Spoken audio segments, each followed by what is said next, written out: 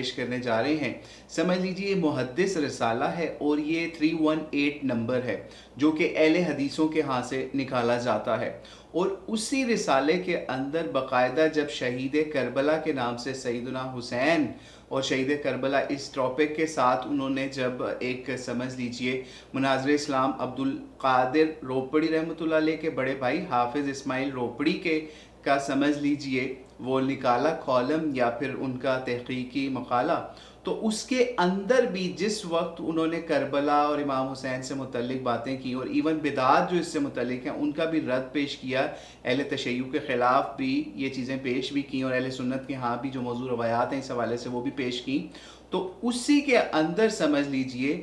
آگے چل کے انہوں نے جس وقت امام حسین کی قربانی کا ذکر آیا اس کو باقاعدہ انہوں نے اہل بیت کا اسوہ حسنہ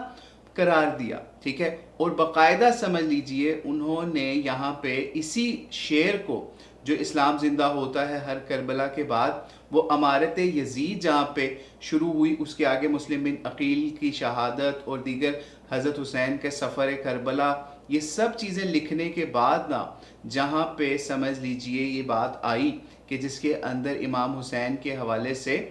سمجھ لیجئے ان کے اوپر ظلم و ستم کے بعد اس کی بقا کی بات آئی، تو وہاں پہ انہوں نے اسی شعر کو اسلام زندہ ہوتا ہے ہر کربلا کے بعد جو ہے وہ لکھا، اور ظلم کا انتقام اس کے آگے ہیڈنگ کے نیچے یہ بات لکھی، اور اس کو ہم کہتے ہیں تو آپ کو پڑھ کے سنا دیتے ہیں کہ یزید ابن زیاد، عمر بن سعد، شمر اور دیگر ظالموں نے ظلم کا خمیازہ اسی دنیا میں جلد بھگتا۔ یزید نے دور قلنج میں درد قلنج میں تڑپ تڑپ کر 39 سال کی عمر میں جان دے دی۔ اس نے اپنے بیٹے معاویہ کو آخری وقت میں وصیت کے لیے بلایا مگر اس نے خلیفہ بننے سے صاف انکار کر دیا، اور آگے کہتے ہیں مختار سقفی نے قوت پکڑ کر اہل بیت رسول کے قاتلوں کو چن چن کر قتل کیا، انہی میں عمر ابن سعد، شمر اور دیگر ہزارہا اشقیاء قتل ہوئے۔ آخر میں ابن زیاد کا سر تشت میں رکھ کر اسی محل میں مختار ثقفی کے سامنے لایا گیا، اور مختار ثقفی کے بعد مصعب بن زبیر نے رہے سہے ظالموں کو بھی موت کے گھاٹ اتار دیا۔ قتل حسین اصل میں مرگ یزید ہے، اسلام زندہ ہوتا ہے ہر کربلا کے بعد،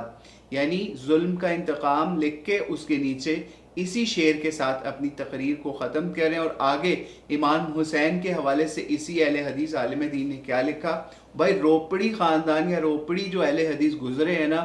آج کے یزیدی اہل حدیث ان کے پیروں کی خاک کے برابر بھی نہیں ہے، یہ ان اولیات میں سے ہیں جو کہ اہل حدیثوں نے جنہوں نے اس برے